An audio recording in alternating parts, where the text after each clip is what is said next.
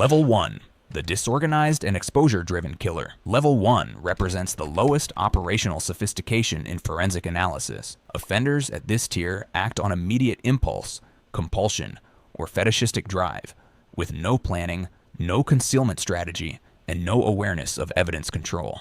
Their crimes are chaotic, emotionally driven, and structurally unstable. Every action they take increases exposure, and every decision accelerates their path to discovery. They lack the ability to manage a crime scene, eliminate witnesses, or reduce trace evidence, making their downfall almost inevitable from the first offense. Ed Gein exemplifies this category. Living in extreme isolation, he had no external structure regulating his behavior and no meaningful social ties. After the death of his mother, his central emotional anchor, his psychological state deteriorated into a fixation on death, anatomy, and the reconstruction of human identity. His transition from grave robber to murderer was not the result of escalating strategy, but of impulse meeting opportunity, without any thought to long-term consequences. His operational behavior was entirely disorganized. Gein targeted victims within his own community, individuals who knew him personally and could easily be linked to him. He carried out abductions in broad daylight and transported victims in his own vehicle, leaving a direct and traceable chain of evidence. His home became the center of his compulsions. Inside, he stored body parts, preserved skin, and kept trophies in open view, creating a fully intact archive of every crime he committed. There was no disposal method, no cleanup effort, and no attempt to relocate remains. His residence functioned as a static evidence vault. Witness accounts played a decisive role in his collapse. After a local shop owner disappeared, Gein was quickly identified as the last person seen with her law enforcement executed a search warrant, and within minutes discovered an environment containing remains, tools, clothing, and anatomical artifacts, all unhidden and undisturbed. The investigation required no forensic reconstruction, profiling, or long-term tracking. The crime scene provided complete transparency into Gein's actions. Level 1 offenders demonstrate how disorganization and compulsion create immediate forensic vulnerability. Their crimes are extensions of their psychological instability, and their collapse occurs the moment external scrutiny intersects with their behavior. This level establishes the baseline for all higher levels of operational sophistication. Level 2. Impulsive, the localized opportunist. Level 2 offenders operate with slightly more control than baseline killers, but their crimes remain fundamentally impulsive and emotionally driven. Their behavior is shaped by immediate need rather than long-term planning, and while they can maintain secrecy temporarily, their operational security collapses under even moderate investigative pressure. They tend to anchor their crimes to a single residence or familiar territory, creating a localized cluster that concentrates evidence rather than dispersing it. Their actions show intermittent attempts at concealment, but their lack of strategy ensures eventual exposure. Jeffrey Dahmer embodies this level with near-perfect precision. His crimes were not pre-planned at a tactical level. They began with spontaneous encounters in bars, bus stops, or outside nightclubs. Dahmer targeted individuals who appeared isolated or vulnerable, young men who could be approached casually without drawing attention. Each interaction began as an improvisation, escalating only after he sensed an opportunity to bring the victim back to his apartment. This reliance on proximity and social vulnerability, rather than methodical hunting, defines the Level 2 offender. His apartment was the central hub of his entire operation. Every crime, drugging, murder, dismemberment, storage, occurred inside the same confined environment. This consistency provided Dahmer with temporary control, but produced massive long-term forensic exposure. Biological material accumulated across surfaces, tools, containers, and appliances. Odors spread through the ventilation system. Trophies were kept in drawers, refrigerators, and boxes. He attempted disposal using household chemicals, but these efforts were crude, inconsistent, and insufficient. Operational security failures were constant. Neighbors repeatedly complained about the smell. Strange noises came from his apartment. On multiple occasions, victims escaped into public view, visibly injured and disoriented. Dahmer relied on improvised explanations, claiming the victims were intoxicated or that domestic disputes were being misinterpreted. These excuses rarely fooled anyone, but momentary lapses in police judgment allowed him to continue operating. His collapse followed the predictable Level 2 arc. A single escaped victim approached police, who accompanied him back to Dahmer's residence. The moment officers entered, they discovered photographs, remains, tools, and trophies that documented every stage of his crimes. There was no chase, no deception, and no complex investigation. The evidence was centralized, overwhelming, and immediate. Level 2 killers demonstrate how impulsive pathology and localized operations create short-term concealment but guarantee eventual discovery.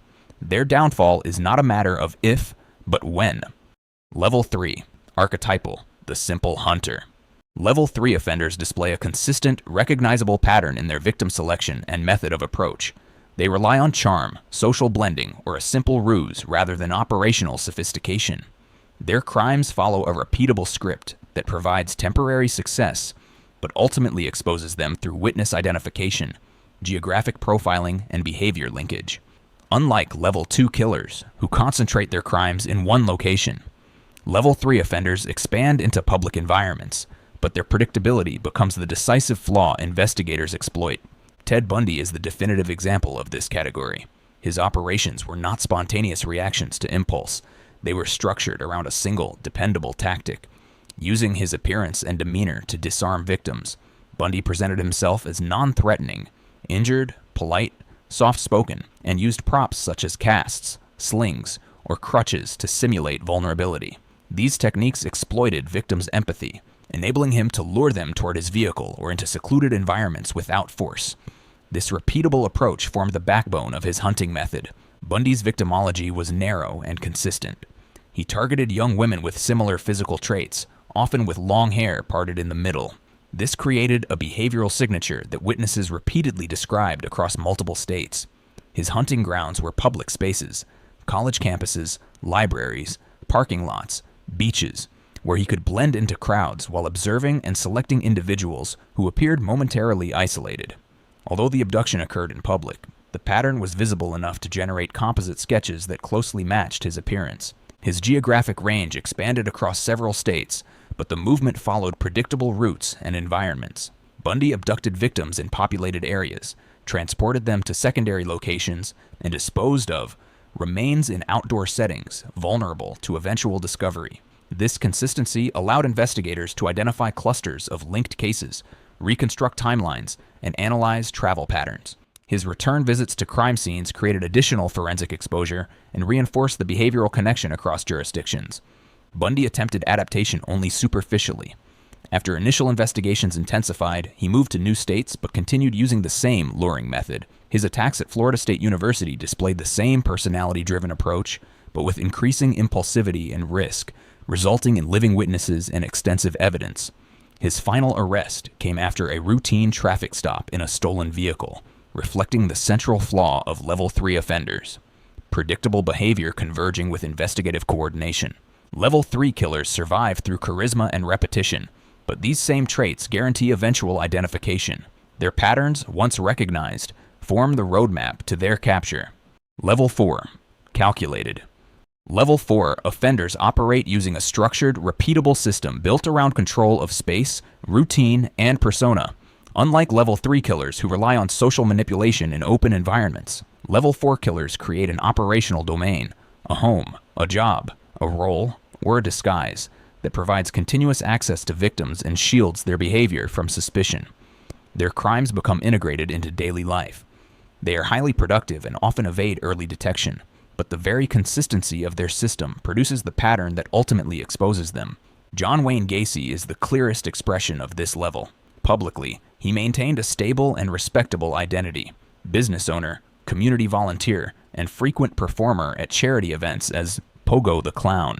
This persona functioned as a protective mask, creating credibility and trust. It also lowered suspicion when young men were seen entering his home or interacting with him through his construction business. His social reputation acted as an operational barrier, preventing family, neighbors, and law enforcement from scrutinizing him effectively. Gacy's controlled environment was his suburban home. This location served as the anchor point for nearly every crime. He recruited victims using job offers, quick-paying work, mentorship, or casual social invitations, all designed to bring individuals inside a space where he controlled privacy, movement, and timing. Once inside, Gacy deployed a rehearsed sequence, handcuffing presented as a magic trick, sudden overpowering and eventual murder by strangulation or suffocation. His method became streamlined, reducing unpredictability and increasing efficiency. The disposal strategy reveals the short-term effectiveness and long-term failure characteristic of Level 4 offenders. Gacy buried bodies in the crawlspace beneath his home, layering graves and marking locations. This system allowed temporary concealment and eliminated the need for complex disposal. However, as the number of victims increased, the crawl space filled, producing odors, soil disturbances, and structural changes. When the space reached capacity, Gacy resorted to dumping bodies in nearby rivers, an adaptation that expanded investigative exposure. His downfall resulted from the accumulated pattern of disappearances linked to his home and business. Multiple victims were last seen heading to Gacy's residence. Families repeatedly named him as the final point of contact. Surveillance confirmed irregular activity. Once police obtained a search warrant, the entire system collapsed instantly. The crawl space provided undeniable evidence of his operations. Level 4 killers hide behind routine and respectability, but their patterned systems create forensic and behavioral visibility. Their structure becomes the blueprint investigators use to dismantle them. Level 5. Evolving, the adaptive nomad. Level 5 offenders break from the rigid patterns seen in lower-tier killers. Their defining feature is adaptability. They shift locations, alter methods, vary weapons, and target different victim types, making them difficult to link through conventional profiling. Their crimes appear chaotic, but the chaos is functional.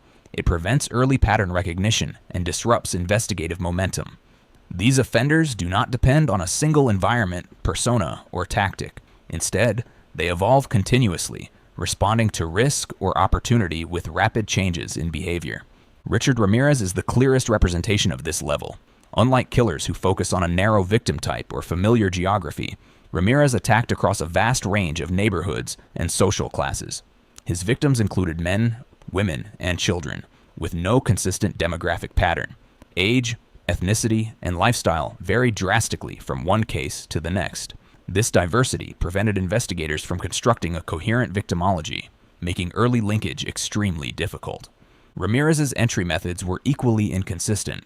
Some homes were accessed through unlocked doors, others by breaking windows, forcing garage entries, or exploiting structural weaknesses.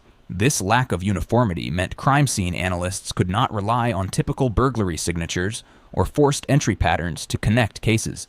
His selection of weapons, handguns, knives, blunt objects, ligatures, or improvised household items, further disrupted forensic connections. Ballistic evidence, wound patterns, and tool marks shifted unpredictably, fracturing traditional investigative pathways.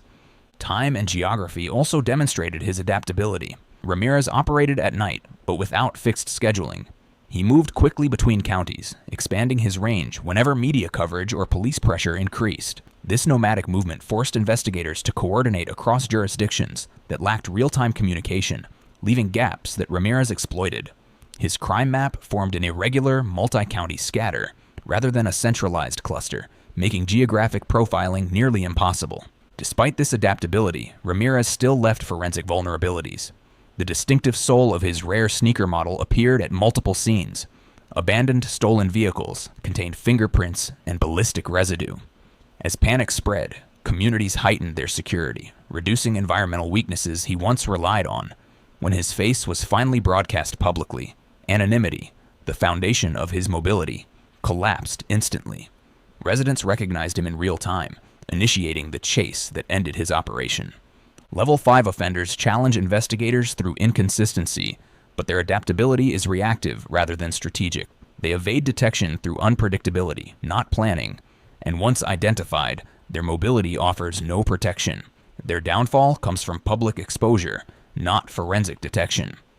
Level 6, systemic. Level 6 offenders represent a major shift in operational structure. Instead of committing violence themselves, they build a system in which others act as the physical instruments of their intent. Their sophistication lies in psychological manipulation, ideological control, and organizational influence. This creates a layered chain of responsibility that complicates evidence trails, obscures motive, and forces investigators to examine group dynamics rather than the actions of a single offender.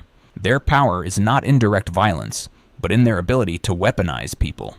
Charles Manson is the defining example. His operational foundation began with the creation of an isolated communal group made up of emotionally vulnerable, socially displaced young adults. Manson engineered their worldview, systematically breaking down their identities and replacing them with loyalty to him.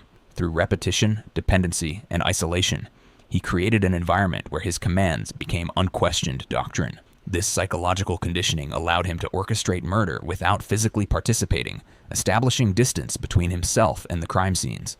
His ideological framework, labeled helter-skelter, served as the operational justification. It was a fabricated apocalypse prophecy designed to rationalize violence as necessary action. This structure obscured traditional motive, making the crimes appear chaotic or politically inspired, rather than directed by a single leader. By framing murder as a group mission, Manson ensured that participants internalized responsibility, while he remained strategically uninvolved in the physical acts. The Tate LaBianca murders demonstrate Level 6 mechanics in full. Manson selected the targets, planned the entries, and established the intent. His followers carried out specific roles, subduing victims, executing the killings, staging the crime scenes, and writing messages in blood to mislead investigators. Because multiple offenders acted simultaneously, each scene contained overlapping fingerprints, footprints, weapons, and behavioral signatures. This diffusion of evidence made early linkage difficult and complicated efforts to trace the crimes to a single orchestrator. Manson's operational downfall was systemic, not forensic. As pressure increased, fractures appeared within the group. Former followers began cooperating with authorities, providing insight into the hierarchy and revealing Manson's directive role. Investigators had to prove conspiracy, establishing that psychological influence constituted participation, which shifted the case from physical evidence to testimony and organizational analysis. Level 6 offenders exploit human systems rather than crime scenes. Their sophistication is rooted in delegation, ideology, and manipulation. Their collapse rarely comes from forensic discovery, but from the breakdown of the psychological network they control.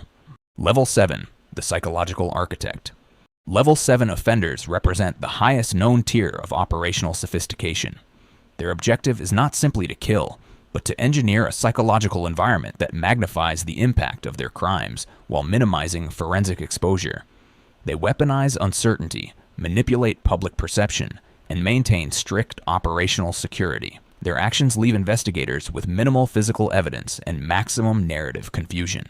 The defining feature of this category is the ability to disappear, deliberately, completely, and on their own terms.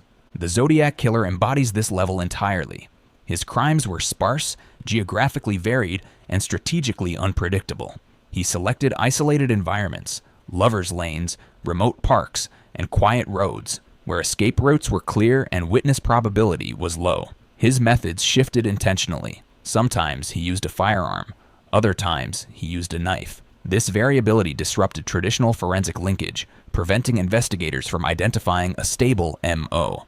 Even his appearance shifted. In one attack, he wore an executioner-style hood, transforming the crime into psychological theater rather than simple violence. Zodiac's operational discipline was exceptional. Crime scenes contained almost no viable fingerprints, no biological residue, and no meaningful tool marks. He exploited outdoor environments where trace evidence degrades quickly. Weapon changes eliminated ballistic consistency. His handwriting was distinctive but never matched conclusively to any suspect. Every component of his method limited forensic continuity and forced investigators to rely on behavioral inference rather than physical evidence. His greatest sophistication lay in his communications. Zodiac directly contacted newspapers, providing coded messages, taunts, and insider details that verified authorship. These letters simultaneously validated his identity and misdirected investigators. The ciphers were designed not to reveal him, but to occupy law enforcement and the public with puzzles that contributed nothing to identification. By sending letters to multiple newspapers and jurisdictions,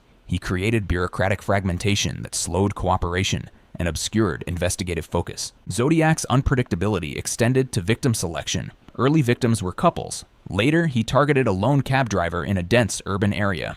This shift shattered geographic profiling efforts and expanded his potential home base. Without a stable pattern, investigators struggled to define his comfort zone or predict future attacks. His final act of sophistication was withdrawal. He stopped communicating at a point where fear and confusion were at their peak. By ending the dialogue himself, he removed the only consistent lead investigators possessed decades later.